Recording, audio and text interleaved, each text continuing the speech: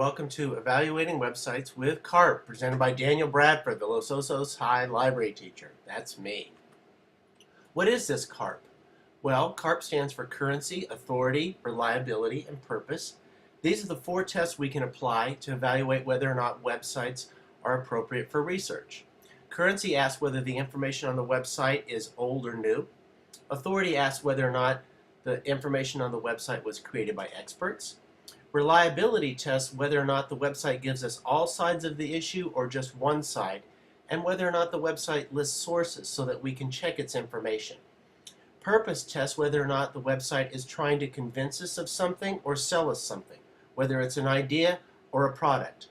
Let's look at each of these 4 tests and see how they can be applied to evaluate websites. Let's start with currency. Currency is just when was the website published, when was the information created.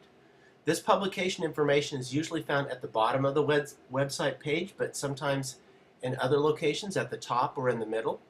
And just remember that publication date and copyright date are the same thing for most websites. How old can a website be and still be useful for research? Well, that depends on the type of research you're doing. If you're researching a current event, you want a website that is very up to date, either something published today or in the last week. If you are researching in the field of science, then you want a website that is no more than 3 years old, and newer is always better. And the reason we need a very new website for science is because science is a very fast-moving field, and the information changes very quickly. History and literature sites can be older than 3 years because the information in those fields changes, but it doesn't change as quickly as it does in science. Here's a website with very good currency, ScienceDaily.com. I looked at the top of this website and I saw that it has a copyright date of the current year, which is 2014. And on the date that I accessed this website, it had an article published that day, Sunday, August 17th, 2014. This is a very up-to-date website with very new information, so it has very good currency. Here's a website with very bad currency, actually with 0 currency. It's pinknoise.com. It's also a science website, but there's no date listed anywhere. I don't know when the information on this website was created, and I don't know if it's ever been updated. So this is a website that has very bad currency, 0 currency. Authority. Authority just asks whether or not the people who created this website are experts. In other words, can we trust the information that they are providing to us? Some other good questions to ask when you're looking for the authority of a website is there a way to contact them so that you can point out mistakes or ask questions? And does the site have gatekeepers? In other words, editors or fact checkers who could discover mistakes independently and correct them. So here's an example of a website with very good authority, cbsnews.com. There's 4 things I like about cbsnews.com. First, they have a link to contact them so that you can point out mistakes or ask questions. The biographies of their news reporters make it clear that these people are experts in their field. The About CBS link shows that this is a respected news organization with a reputation that goes back many decades. And since this is a professional news site, it has gatekeepers, which are fact checkers and editors who could discover mistakes that the reporters might make and correct them. So, cbsnews.com has good authority. Here's a website with bad authority, vactruth.com. This is a website that tries to persuade people not to vaccinate their children. It's a very slick, professional-looking website, but when I click on the About Us link, I see that the person behind the website is not a doctor and is not a scientist. So he has no authority to make these claims, and he makes that clear in his biography. In other words, he doesn't have the expertise that would be needed for this website. So the website has bad authority. Moving on to reliability. Reliability is the most difficult of the 4 tests because you have to do some digging to find out whether or not the website is giving you all sides of the issue. So the first time you look at a website, you may not realize that it has bad reliability. When you do research and use other websites, you may realize that the reliability is not there. So ask yourself questions when you're looking at a website. Are they telling you all sides of the issue, and are they providing sources for their information? If the answers to these questions are no, then the site is biased and does not have reliability. Just remember, the information they give you might be true, but it's not all of the information. They aren't telling you everything. Let's look at a website that has very good reliability. .gov sites are always a good source for reliable information. The Environmental Protection Agency, EPA.gov, gives very reliable information on all of the topics that they cover. For example, they have an article on climate change that gives you all sides of the issues and also gives you independent links that you can check to see whether or not the information is correct. So it has a very high degree of reliability if you were doing research in climate change. And here's a website that has bad reliability, the American Enterprise Institute.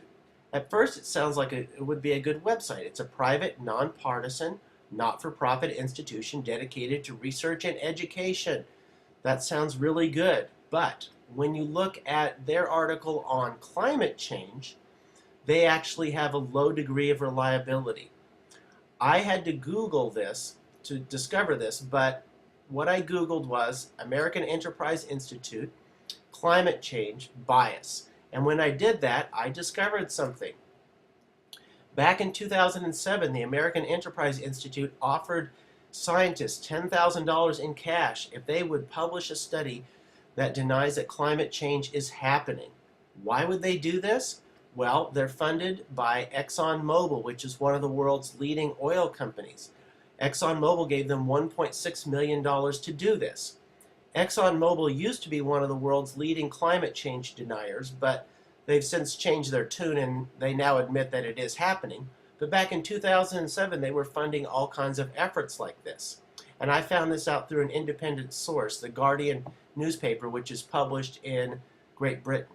So the American Enterprise Institute on the issue of climate change has very bad reliability. They're not only just presenting one side of the issue, they are actually manufacturing information that is false. So they have bad reliability. Moving on to purpose. When we are looking at purpose, we're asking, is this website trying to sell me something? Are they trying to sell me a product? Are they trying to sell me an idea? If the answer to these questions is yes, then the site is biased.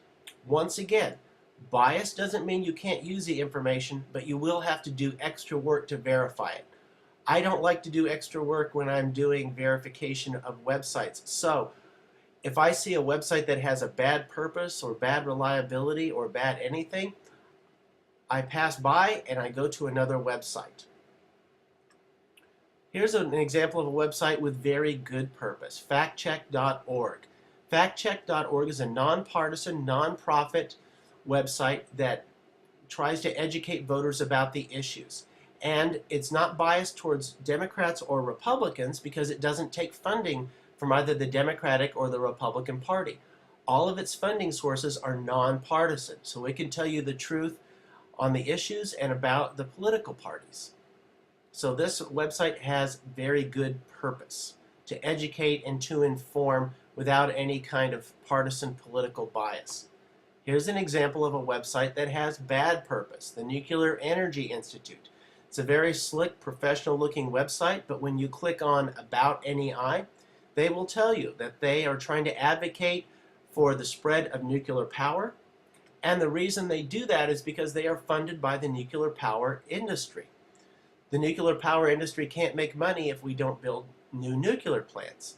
And so this website has a bad purpose. They're trying to sell you an idea, the idea of nuclear energy. They do have a lot of good information in here about nuclear energy, but it's biased.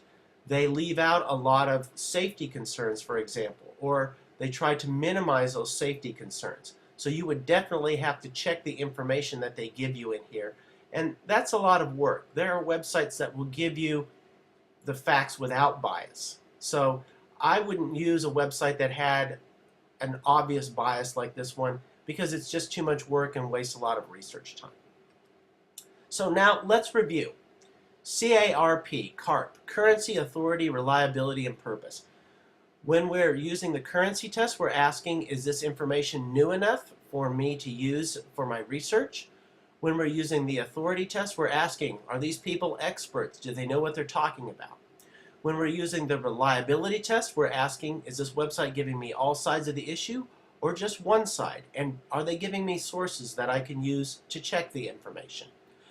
When we're using the purpose test, we're asking, are these people trying to sell me something? Are they trying to sell me an idea? Are they trying to sell me a product? So when you use these 4 tests, currency, authority, reliability, and purpose, you will evaluate the website and determine whether or not it's something that you can rely upon as one of your research sources. This concludes our screencast. Thanks for watching.